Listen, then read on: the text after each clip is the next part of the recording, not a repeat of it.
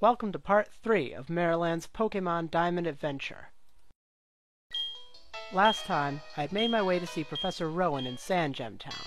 Then, I went back home and said goodbye to Mom, and headed for Route 202, where Dawn showed me how to catch Pokemon.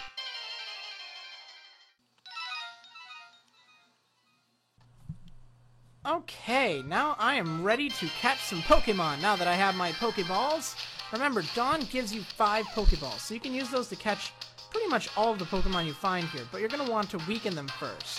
That way you'll make full use out of all 5 of your Pokeballs. You probably won't need to use all 5 though. Now the best Pokemon to catch on this route is Starly. Starly makes an amazing partner Pokemon for pretty much the whole game, because it has very high speed and even greater attack, and it has some really good moves to boot. It's a great Pokemon to use throughout the game. Shinx also is a pretty good Pokemon. It's not the greatest in the world, but it is an electric type, and it can prove to be fairly useful at times.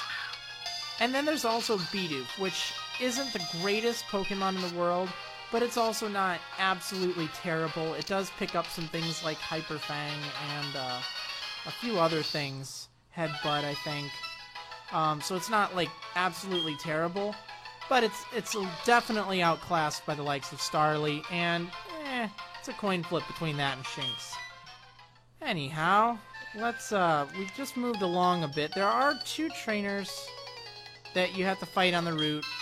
They aren't really that powerful or anything, but I'm going to show you a trainer battle anyway. I'm not going to bore you with the other 2. I think they have like a Bidoof and like something else. Starly, probably. Maybe a Kricketot. I don't even remember, I know. But they should not be too difficult if you are using your starter Pokemon. If you want to train some of your new Pokemon, though, what you should do is you should lead with that Pokemon and then switch to your starter Pokemon, because it's at a higher level and it's more capable of handling the trainer's higher level Pokemon. You'll also gain a lot more experience for knocking out trainer Pokemon. In fact, you gain 1.5 times as much experience. Quite helpful. But, yeah, they're definitely a little bit more difficult. So that switch out thing, that's called switch training. Or at least that's what I call it. And it's pretty effective at training up your new dudes. I'm not employing that technique right now, though. You're like, wow! I know, I'm like, wow. Okay, well, 1 trainer down, and now, there's like an item or something over there, and just to the north, we will arrive in Jubilife City, and Dawn will be there, stalking you. Weirdly, and she tells you that Barry went to the trainer's school earlier. Okay, bye now. Okay, well, she's gone. So, let us check out, well, I don't know, we need to find that trainer's school. Oh, maybe this is it. This looks like a school. Hey, what's up, guys? Hey, it's Barry!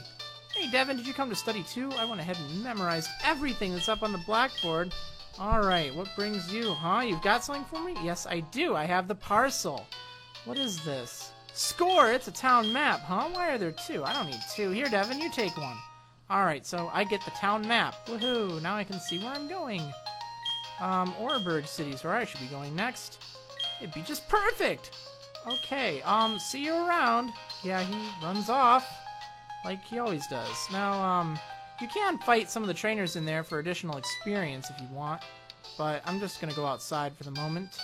Oh, you call yourself a Pokemon trainer and you have no Poketch? That's Pokemon Watch, Poketch for short.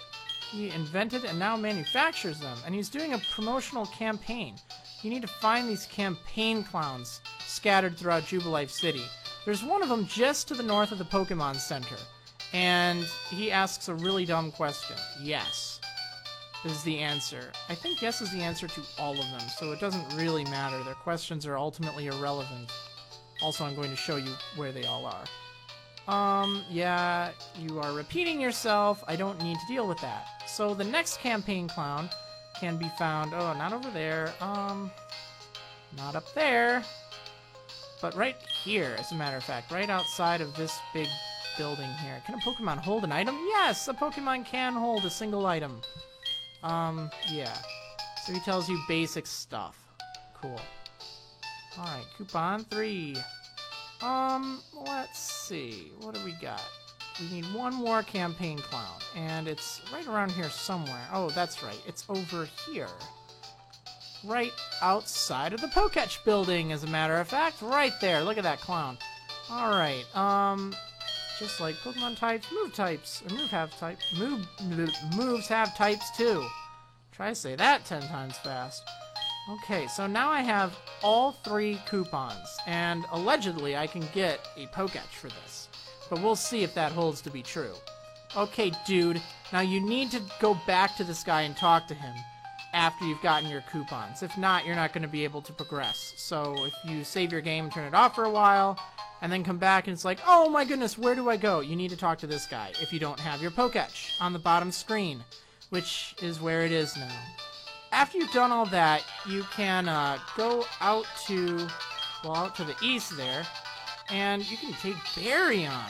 Yeah, he's going to battle you right away. Alright, so what do you have, Barry? He has a Starly on his team. That's that bird thing I was telling you about earlier. It's at level 7, so don't underestimate it. But your starter Pokemon should be able to handle it. Mine's at level 10 right now, and that's pretty decent. It's also really close to level 11. As long as you're level 9 or so, you shouldn't have too much difficulty with Barry, particularly if you were wise enough to pick up a potion or something, just in case. Now, burning that Starly is nice, but not necessary. Don't get cocky, kid! This isn't over yet! Oh yeah, is that a taunt? Okay, so Starly is out of here. And now he's going to send out his starter Pokemon. Now his starter Pokemon, it varies depending on which starter Pokemon you chose. He will choose the one that you are weak to. So in other words, if you started with Chimchar like I did, he's going to send out the water-type Piplup. And you should be able to figure out the rest. He starts with Piplup if you... Well, no, he starts with Turtwig if you chose Piplup. And he starts with Chimchar if you chose Turtwig. Makes sense? Yeah, so...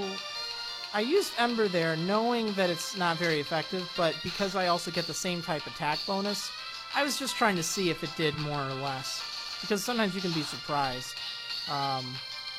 It did roughly the same, but it has the added chance of burning, so I guess I'll do that. Why not? My Pokemon's hit point is low. This could be a close fight. Well, it could.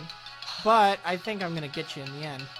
Alright, not very effective. And you're burned! Oh yeah. Yeah, a little too late, but oh well. Still appreciated, no less. Okay, that didn't really do that much.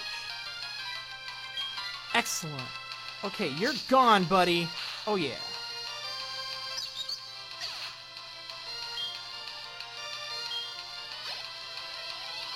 Lots of experience for knocking out that Piplup. Nice. What just happened? I lost? Yep, you lost. That is correct. Wow, what do you mean I lost? Well, that's it. That's the last time I'll ever lose. I'm going to be the world's toughest trainer. Don't you know it? Now I'm going to toughen up for that. Totally. So he's going to the Oreburgh Gem, and that's where we're going to head towards on the next episode of Marilyn's Pokemon Diamond Adventure.